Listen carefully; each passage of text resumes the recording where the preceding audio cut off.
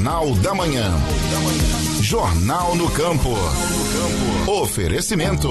A Nativa Agropecuária oferece uma ampla variedade de produtos para a saúde e alimentação animal, incluindo minerais, medicamentos, vacinas, exames de brucelose e tuberculose, produtos homeopáticos, rações, linha PET, linha de jardinagem, pesca, ferragens, ferramentas, selarias, utilidades domésticas e muito mais. Além disso, atendimento veterinário 24 horas. Nativa Agropecuária, na Rua Castro Alves, 451, telefone 99839-2756. Com a Agroquim, desenvolvemos proteções naturais para as culturas, com soluções de alta performance que tornam mais eficiente o uso de nutrientes, maximizando a saúde de cada planta, reduzindo suas aplicações, aumentando o potencial de rendimento e o desempenho das safras. Na Agroquim, trabalhamos por um futuro mais sustentável e lucrativo para os agricultores. Agroquim.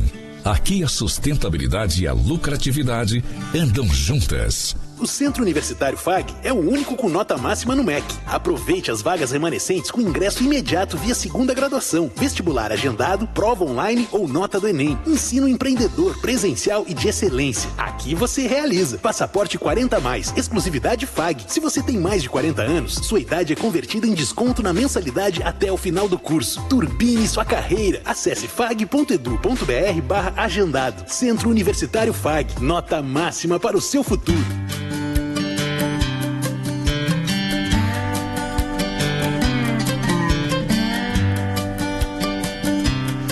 Olha, 7h04, 7h04, manhã de quinta-feira hoje, 30 de novembro, estamos na primavera brasileira. A lua é cheia, a temperatura na casa dos 24 graus centígrados. Bem-vindos ao Jornal do Campo com Adriano Ramos Cardoso, médico veterinário, professor universitário e também zootecnista. O assunto hoje é leite. Infelizmente a gente vai falar de queda, né, no preço do leite ao produtor brasileiro, ao produtor aqui da nossa região, queda que acumula aí uma grande desvalorização de 24,8% de janeiro a outubro deste ano. Olha só, para resumo aqui, né? Imagina o nosso produtor que tem aí, né, esse compromisso em produção, essa força de vontade, essa dedicação familiar. Geralmente é um projeto familiar, né? O leite nas propriedades. Se ele tivesse, né, um preço justo, como facilitaria tudo isso? Professor, parece que a chuva vai dar uma trégua para nós. Hoje, o último dia do mês de novembro. Amanhã começamos o último mês do ano de 2023. Para a impressão que tive durante todo o ano, que foi vapt-vupt, né? O ano passou que a gente nem viu. É a mesma impressão sua? Bom dia, seja bem-vindo ao seu Jornal no Campo aqui na Jornal AM. Bom dia, Jones. Bom dia a todos nossos amigos. Iniciamos dezembro. Queria saber, tu já comprou meu presente de Natal? O Natal tá aí, falta... Eu tô esperando aquele borrego lá.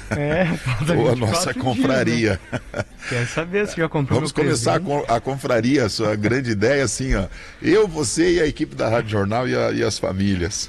Seria uma ótima ideia. Mas seria um presente maior se viesse uma notícia que a partir de 1º de dezembro o produtor de leite ia receber R$2,70, R$2,80 no litro do leite, né? Seria um preço justo, Adriano? Seria um preço ótimo. Ótimo, que eu digo o seguinte: para poder receber aquilo que vale e ajustar os investimentos na propriedade. Nós tivemos nos últimos anos aí muitos abandonando a atividade. Alguns tempos atrás o pessoal acabava trocando de mão a bovinicultura de leite. Você não queria mais, alguém comprava o teu plantel e continuava.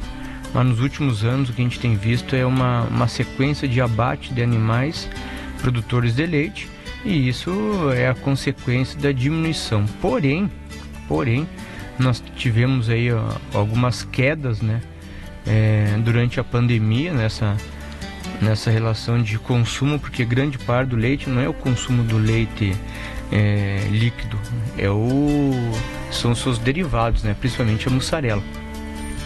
Muitas empresas trabalham especificamente na produção da mussarela. Então são variáveis que a gente tem que analisar Claro que a gente sabe que muitas empresas interferem diretamente no preço do leite.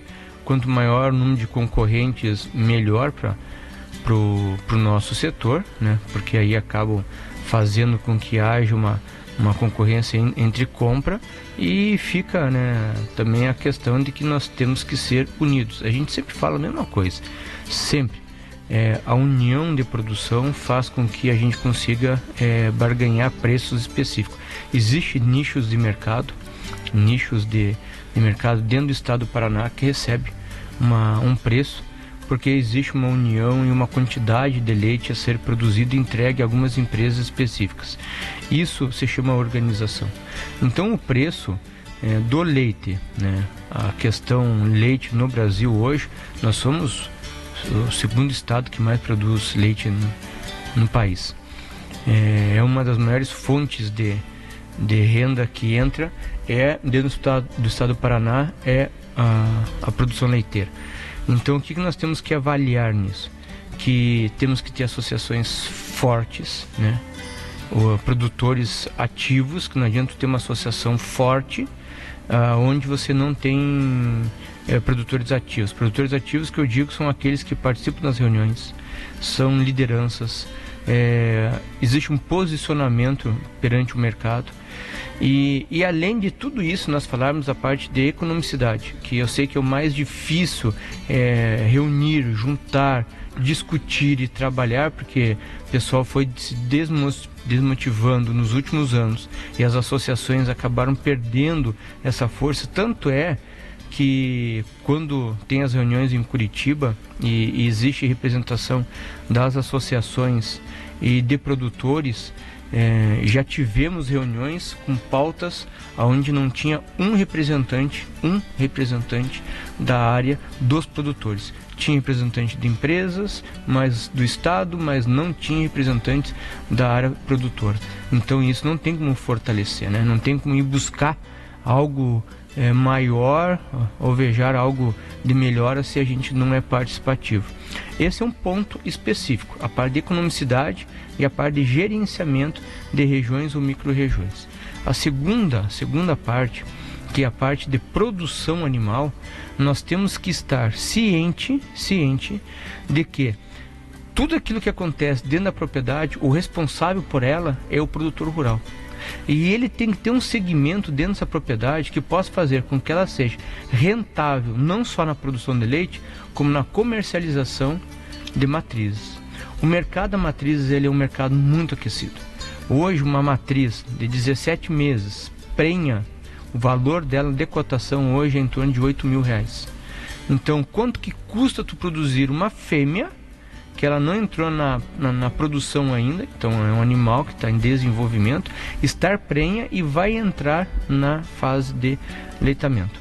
Então isso é uma poupança dentro de uma propriedade rural. E o que a gente vê na maioria das propriedades? Touros que não são relacionados à bacia leiteira. Touros Nelores, touros de outras raças. Cruzamentos, né? Então o produtor acaba perdendo essa eficiência. Porque como o preço do boi de corte caiu e está lá uma margem muito negativa no cenário brasileiro desse ano, esse terneiro que antes era aquecido não tem mais valor. 300 pila, 500 pila, isso não é valor agregado. Valor agregado é você ter uma novilha que tu está vendendo lá com 8.000 e está transferindo uma genética, uma produção de leite para isso. Isso quem que perde? Produtor. Perde empresa, perde município, porque a renda cai, né? Porque isso vai caindo, a renda vai caindo. Então, começa por aí. Então, primeiramente, é a estruturação genética da tua propriedade. Quanto maior a estruturação genética da tua propriedade, maior é a procura pelos teus animais. Quanto maior padrão chegar um produtor e olhar, tu tiver todas as vacas no mesmo nível, tu que bota o preço no teu animal e não é o cara que está vindo lá para buscar um bezerro de cruzamento de corte. Segundo, esse bezerro de cruzamento de corte, você está dando leite, né? Você não vai tratar ele à base de água, você não vai morrer. É leite, leite é custo, leite é dinheiro. Quanto que te custou aquilo ali? O produtor não faz esse cálculo. Outra coisa, tu vai trabalhar na parte de silagem. Aí o produtor muitas vezes pede preço do milho. Qual que é o preço do milho que eu vou comprar, que eu vou fazer? O milho da outra empresa é mais barato, o adubo, não sei o que. Quanto que custa esse produto? Mas o que custa esse produto? O que nós temos que entender? Quando vem na cabeça do produtor, é sempre o milho custa tanto, mais tanto de defensivo, mais tanto de adubo, saiu tanto a tonelada.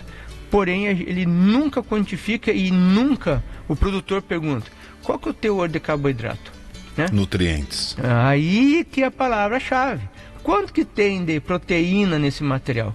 Quanto que ele produz por área? Qual que é a resistência desse milho que eu vou trabalhar com as pragas? Qual que é o tipo de defensivo que eu vou trabalhar? Esse cálculo ninguém faz. Olha, é raro um produtor chegar para mim e perguntar assim, ele só pergunta preço. Qual que é o preço do teu milho? Mas que milho que tu quer comprar? Tu quer um milho de alta eficiência? Tu quer um milho de alta produtividade? Tem milho de alta produtividade, mas tem uma proteína que em vez de 8, que é a média, 4,8. Já fiz várias análises onde apresentava 4, 4,5, 4,8. Então o nível proteico muito baixo. Nível de carboidrato muito baixo. Então o que nós temos que analisar? São os nutrientes existentes ali dentro, naquele material, que tu vai reduzir aonde? Na ração. O que é caro na produção? A ração. A ração é cara. Se a ração é cara, aonde que eu tenho que investir? No alimento, na comida. Quanto maior o nível proteico, maior o nível de carboidrato, quanto maior a qualidade da minha silagem e maior produtividade por área, o meu leite, que me custaria hoje um preço de custo a R$ 1,70, R$ 1,60 o litro, ele vem para R$ 1,50, R$ 1,40. Então, às vezes, o preço do leite é R$ 1,90, mas o custo dele é mais baixo. As vacas demoram muito para entrar novamente no cio, ou a repetição de cria, tem um intervalo muito longo. Quem que vacina para reprodutivo? Mas eu não tenho problema reprodutivo. Como é que tu sabe que tu não tem problema reprodutivo? Essa vaca era para ter pegado cria 2 meses atrás, ela não pegou cria. Olha o prejuízo, né? Então, são pontos, né, que dentro de uma propriedade rural, elas têm que estar totalmente qualificadas e tu tem que botar essa pontuação. O manejo, né, trazer os animais para ordenha, rotina, as instalações, temperatura das instalações, o ambiente que está o animal, água. A água não pode ser quente, não pode ser fria, mas ela tem que estar uma temperatura ambiente, tem que estar mais ou menos no sol.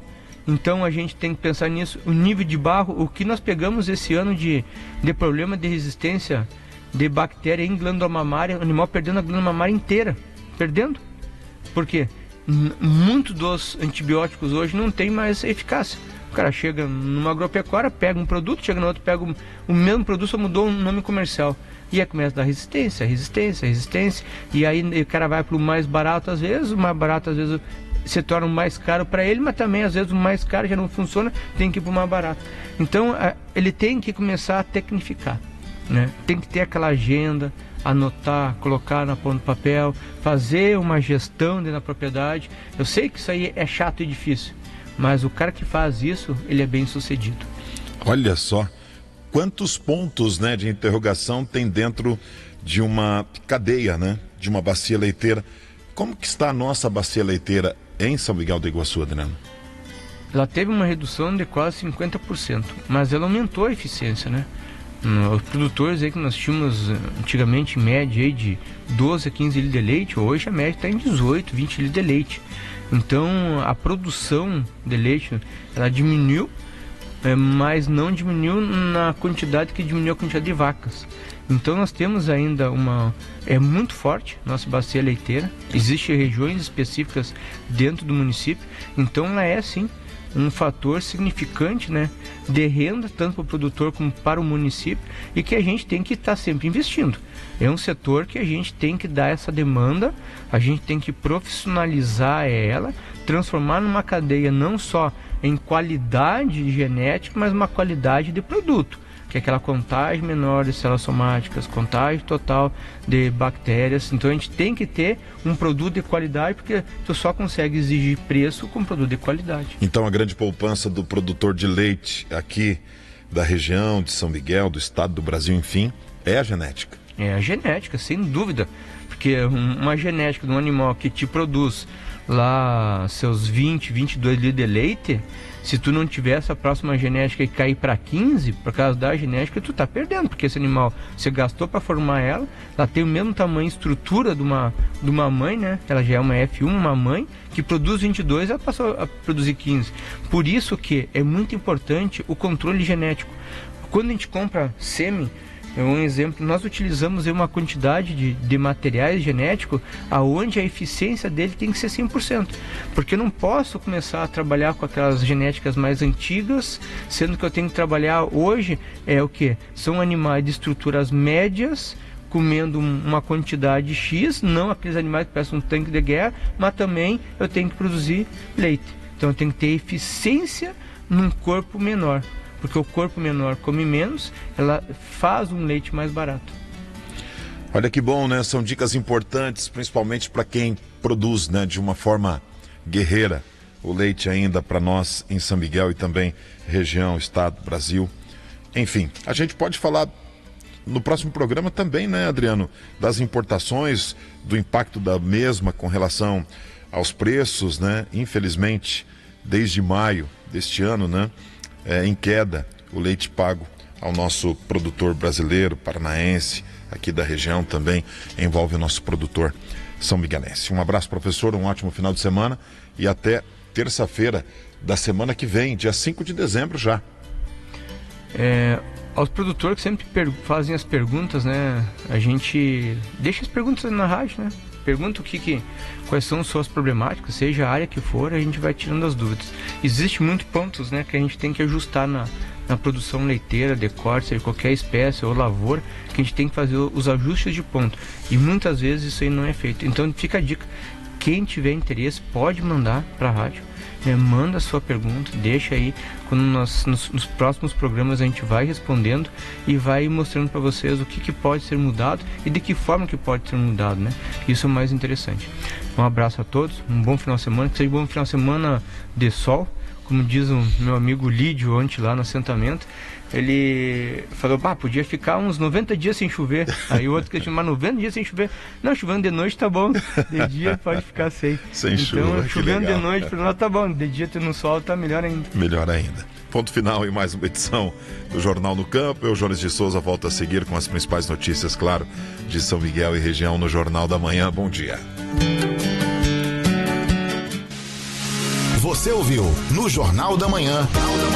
Jornal no Campo.